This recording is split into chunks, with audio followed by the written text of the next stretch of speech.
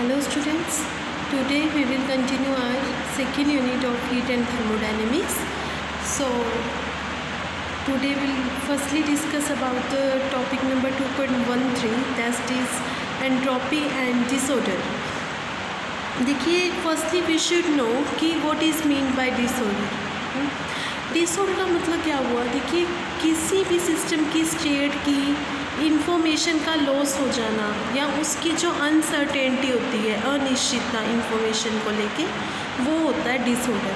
ठीक है, तो इसका मतलब बेटा जो भी सिस्टम में ऑर्डर होता है ना, वो उसका मतलब क्या है कि उसकी थर्मोडायनेमिक प्रोबेबिलिटी कम होएगी. जब किसी सिस्टम में डिसऑर्डर आ जाता है तो उस सिस्टम की थर्मोडायनेमिक प्रोबेबिलिटी बढ़ जाती है. और थर्मोडायनेमिक प्रोबेबिलिटी किसी भी सिस्टम की हो, उसकी मिनिमम वैल्यू 1 हो सकती है. तो जब उसकी वैल्यू 1 है, इसका मतलब वो उस सिस्टम में परफेक्ट ऑर्डर है, ऑर्डर स्टेट में है वो सिस्टम. तो अब जब देखिए थर्मोडायनेमिक प्रोबेबिलिटी 1 है तो इसका मतलब सिस्टम परफेक्ट ऑर्डर में है, तो उसकी एक ही स्टेट पॉसिबल होती है. मैक्रो स्टेट भी एक ही है और एक ही माइक्रो स्टेट होएगी उस केस में. तो मतलब हमें उस केस में श्योरिटी होती है कि सिस्टम इसी स्टेट में एग्जिस्ट करता है. लेकिन जब कहीं भी अनसर्टेनिटी आ जाती है ना, सिस्टम अपनी स्टेट को चेंज कर सके, तो उस टाइम फिर हम कहते हैं वो डिसऑर्डर आ गया सिस्टम में. तो जब भी किसी सिस्टम की थर्मोडायनेमिक प्रोबेबिलिटी 1 से ज़्यादा हो जाती है, मान लीजिए सपोज कि सिस्टम की प्रोबेबिलिटी 2 हो जाती है थर्मोडायनेमिक प्रोबेबिलिटी, तो उस केस में फिर अनसर्टेनिटी का एलिमेंट उसमें इंट्रोड्यूस हो जाता है. मतलब सिस्टम या तो उस स्टेट में एग्जिस्ट करेगा या किसी और स्टेट में एग्जिस्ट करेगा. तो जितनी ज़्यादा थर्मोडायनेमिक प्रोबेबिलिटी होती है सिस्टम की, उतना ज़्यादा ही उस सिस्टम की स्टेट में अनसर्टेनिटी होती है. तो higher will be the thermodynamic probability, उतनी greater will be the uncertainty, उतना ही डिसऑर्डर ज़्यादा होगा. और डिसऑर्डर का जो फॉर्म है वो ही एंट्रोपी है. एंट्रोपी एक ऐसी क्वांटिटी है जो डिसऑर्डर से कनेक्टेड है. तो जितना ज़्यादा डिसऑर्डर होगा उतना ज़्यादा एंट्रोपी हो जाएगी. ठीक है, जितना ज़्यादा किसी सिस्टम की थर्मोडायनेमिक प्रोबेबिलिटी होगी, उतनी ज़्यादा उसकी अनसर्टेनिटी होगी, उतना ज़्यादा डिसऑर्डर होगा, उतनी ही ज़्यादा एंट्रोपी हो जाएगी. Because entropy S is equal to K log W. W बेटा यहाँ पे थर्मोडायनेमिक प्रोबेबिलिटी है, अगर W बढ़ गया तो S की वैल्यू भी ऑब्वियसली इंक्रीज़ हो जाएगी. तो इस केस में इसका मतलब डिसऑर्डर का मेजर ही एंट्रोपी है. जैसे कोई सब्सटेंस है, सपोज आइस है, जैसे आइस सॉलिड स्टेट में है, वाटर लिक्विड स्टेट में है. तो जब आइस वाटर में कन्वर्ट होती है ना, तो सिस्टम अपना ऑर्डर्ड स्टेट से डिसऑर्डर स्टेट में आ रहा है, तो उस केस में प्रोबेबिलिटी सिस्टम की बढ़ जाती है. तो इसलिए एंट्रोपी भी उस सिस्टम की इंक्रीज़ हो जाएगी. तो that is all about entropy and disorder. Now our next topic is heat death of the universe. देखिए हीट डेथ का मतलब क्या हुआ बेटा, यूनिवर्स में एनर्जी कॉन्टीन्यूसली जनरेट होती रहती है. जैसे फॉर एग्जांपल स्टार्स हैं. ठीक है, यूनिवर्स में स्टार्स हैं ना, स्टार्स में क्या होता है, एनर्जी जनरेट होती है due to nuclear fusion. Nuclear fusion होते हैं वहाँ पे, जिस वजह से बहुत सारी एनर्जी जनरेट होती है. वो एनर्जी जो है वो कॉन्टीन्यूसली रेडिएट आउट होती रहती है. ठीक है, और कोई और जो भी मटेरियल बॉडीज़ हैं यूनिवर्स में, वो उस एनर्जी को एब्जॉर्ब कर लेते हैं. तो डिफरेंट पार्ट है जो यूनिवर्स के, वो थर्मल इक्विलिब्रियम में नहीं है, क्योंकि हीट फ्लो कर रही है ना हॉट से कोल्ड बॉडी में. तो जो ये फ्लो ऑफ हीट है कॉन्टीन्यूस एंड इरिवर्सिबल प्रोसेस है ये. ठीक है, तो जिस वजह से क्या होगा, एंट्रोपी बढ़ जाएगी. बिकॉज जो इरिवर्सिबल प्रोसेस है उसकी एंट्रोपी ज़्यादा होती है. तो इसका मतलब यूनिवर्स की एंट्रोपी जो है वो इंक्रीज़ हो रही है. और ये चीज़ चलती रहेगी. जैसे जैसे स्टार्स एनर्जी जनरेट करती है और मटेरियल बॉडीज एनर्जी को एब्जॉर्ब कर रही है, मतलब कोल्ड से हॉट बॉडी हीट का ट्रांसफ़र हो रहा है. तो ये इरिवर्सिबल प्रोसेस है और इरिवर्सिबल में एंट्रोपी ज़्यादा होती है. तो ये तो बेटा ये चीज़ तो चलती रहेगी जब तक थर्मल इक्विलिब्रियम गेन ना हो जाए, है ना. तो सिस्टम की एंट्रोपी तो मैक्सिमम हुई. और इसको जो थर्मल इक्विलिब्रियम की सिचुएशन गेन करने में तो हो सकता है बहुत सारे साल लग जाए. तो इसका मतलब क्या हुआ, थर्मोडायनेमिकली यूनिवर्स फिर तो डेड हो जाएगा जो थर्मोडायनेमिक उसमें थर्मल इक्विलिब्रियम को गेन कर लिया. तो ये जो यूनिवर्स का स्लो प्रोग्रेस है ना, कि उसका हम कह रहे हैं कि एक टाइम ऐसा आएगा बहुत सालों बाद कि जब वो थर्मल इक्विलिब्रियम की सिचुएशन को गेन कर लेगा. तो ये जो स्लो प्रोग्रेस चल रहा है यूनिवर्स का टुवर्ड्स थर्मोडायनेमिक्स डेथ, इसे ही बेटा हीट डेथ बोलते हैं। Okay, so next topic is need for an absolute scale of temperature. हमें टेम्परेचर का एक एब्सोल्यूट स्केल की ज़रूरत है, और वो एब्सोल्यूट स्केल ऑफ टेम्परेचर क्या है इस बारे में डिस्कस करेंगे हम यहाँ पे। देखिए, वैसे तो हमारे पास शेल्सियस स्केल भी है, फ़ारेनहाइट स्केल भी है टेम्परेचर को मेजर करने के लिए। जैसे शेल्सियस स्केल में बेटा जो मेल्टिंग पॉइंट होता है इसका वो 0 डिग्री सेल्सियस है, और जो बॉइलिंग पॉइंट ऑफ वाटर है दैट इज़ 100 डिग्री सेल्सियस। तो 0 से 100 तक मार्क होता है वो। एंड जो फ़ारेनहाइट स्केल है उसमें वो है जो आइस का मेल्टिंग पॉइंट है that is 32 degree Fahrenheit. And जो बॉइलिंग पॉइंट है वाटर का, मतलब स्टीम पॉइंट जिसे कहते हैं, वो है बेटा 212। ठीक है, तो वहाँ पे 32 उसका लोअर पॉइंट हो गया, और जो अपर लिमिट है उसकी वो 212 होगी। ठीक है, तो थर्मोमीटर्स जो होते हैं वो डिज़ाइन किए जाते हैं यही सर्टेन जो प्रॉपर्टीज़ में वेरिएशन वगैरह को, हेलो, जो थर्मामीटर्स हैं जो डिज़ाइन किए जाते हैं ना प्रॉपर्टीज़ में वेरिएशन वगैरह का यूज़ करते हैं जो, तो उनमें कुछ ना कुछ हमें प्रॉब्लम मिलती है। मतलब हमें कोई ऐसा स्केल ऑफ टेम्परेचर चाहिए जो प्रॉपर्टीज़ पे डिपेंड ना करे। ठीक है, तो जो एब्सोल्यूट स्केल होता है वो क्या होता है, एक ऐसा scale of temperature which does not depend upon the properties of the substance used in the thermometer, उसे कहते हैं एब्सोल्यूट स्केल। हमें कोई ऐसा स्केल चाहिए जिसमें सब्सटेंस की प्रॉपर्टीज़ पे डिपेंडेंस ना हो। ठीक है, तो लेकिन एक्चुअली कई जो होते हैं ना वो उनकी प्रॉपर्टीज़ पे बेस्ड होते हैं जो, तो वो फिर हमें टेम्परेचर सेम शो नहीं करेंगे। किसी स्केल में तो टेम्परेचर कुछ दिखेगा, किसी स्केल में टेम्परेचर कुछ दिखेगा, तो ये तो चीज़ ठीक नहीं है। तो हमें एक एब्सोल्यूट स्केल की ज़रूरत होती है जो कि सब्सटेंस की प्रॉपर्टीज़ पे डिपेंड नहीं करता, जो कि थर्मामीटर में यूज़ हुआ है।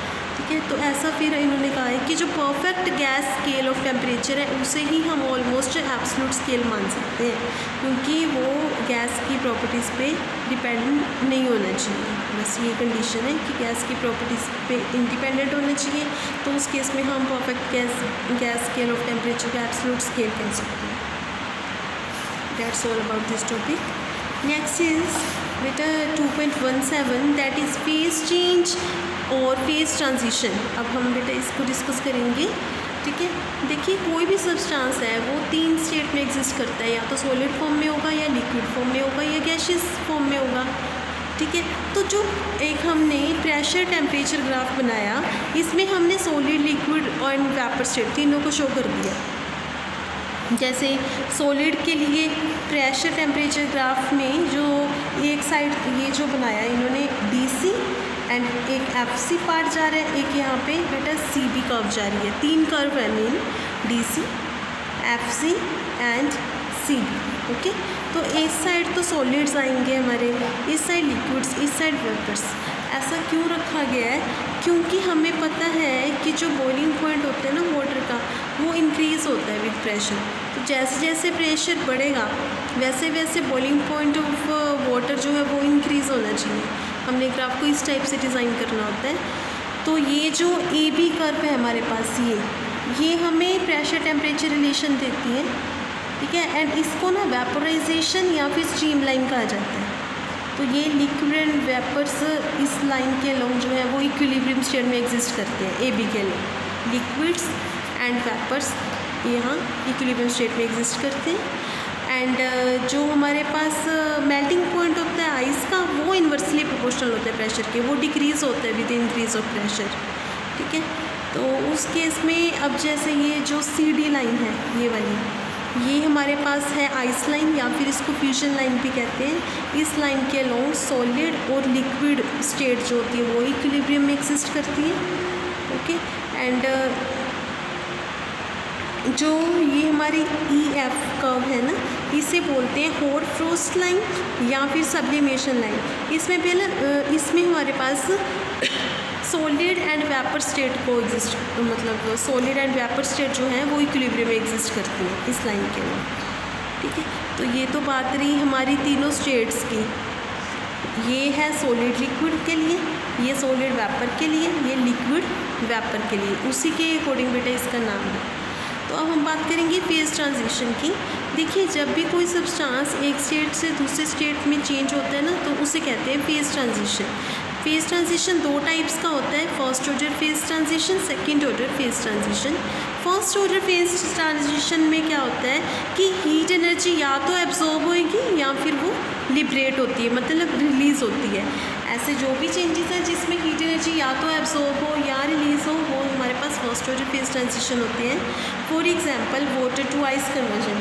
देखिए बेटा, जब वाटर आइस में कन्वर्ट होता है तो उस केस में हीट रिलीज़ होती है, और जब आइस वाटर में चेंज होता है तो हीट एब्जॉर्ब होती है, तभी वो मेल्ट होगा, जो आइस है तभी मेल्ट होएगी, तो इसमें हीट एब्जॉर्ब हो रही है। ऐसे वाटर जब स्टीम में कन्वर्ट होता है हीट एब्जॉर्ब होती है, बट स्टीम जब वाटर में कन्वर्ट होता है तो हीट रिलीज़ होती है। तो इसलिए ये सारे जो ट्रांजिशन है ये फर्स्ट ऑर्डर फेज़ ट्रांजिशन में आते हैं। इसके अलावा फर्स्ट ऑर्डर फेज़ ट्रांजिशन के कुछ और भी करेक्टरिस्टिक्स हैं, जैसे फर्स्ट है कि these are changes, there are changes of molar entropy, molar volume, latent heat. इसमें मोलर एंट्रोपी, वॉल्यूम और लेटेंट हीट तीनों में चेंजेस होते हैं। फर्स्ट ऑर्डर डेरिवेटिव्स जो होते हैं ना मोलर गिब्स फंक्शन के, जी जिसे हम जी से दिखाते हैं, वो डिसकंटिन्यूसली चेंज होते हैं, उसका फर्स्ट ऑर्डर डेरिवेटिव यहाँ पे। और डेंसिटी भी चेंज होती है डिसकंटिन्यूस ट्रांजिशन टेम्परेचर पे, ठीक है। ट्रांजिशन टेम्परेचर प्रेशर पे फर्स्ट ऑर्डर ट्रांजिशंस में डेंसिटी भी चेंज होती है डिसकंटिन्यूसली। तो अब हम जी मतलब Gibbs function, entropy and volume, इसको with respect to temperature show करेंगे कि फर्स्ट ऑर्डर फेज़ ट्रांजिशन में इनका कैसा ग्राफ है, और फिर हम इन्हीं तीनों चीज़ों का जी, वी और एस का with respect to temperature graph बनाएंगे in the second order phase transition also. Second order में तो ये कंटिन्यूस ग्राफ बनेगा क्योंकि ये कंटिन्यूस होते हैं। फर्स्ट ऑर्डर में बेटा ये तीनों डिसकंटिन्यूस होते हैं, तो इसलिए इसका ग्राफ उसके अकॉर्डिंग बनेगा।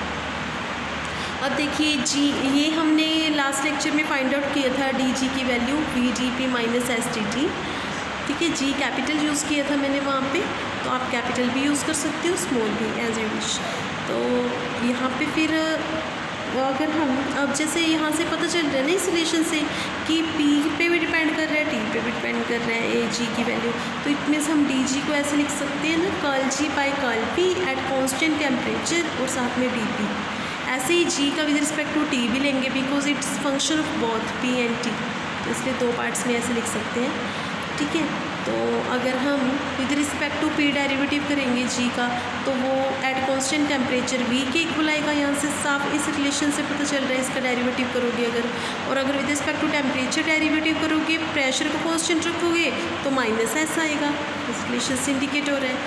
तो इसका मतलब जो एंट्रोपी है वो minus curl G by curl T at constant P के इक्वल है, एंड वॉल्यूम है वो curl G by curl P at constant T के इक्वल है।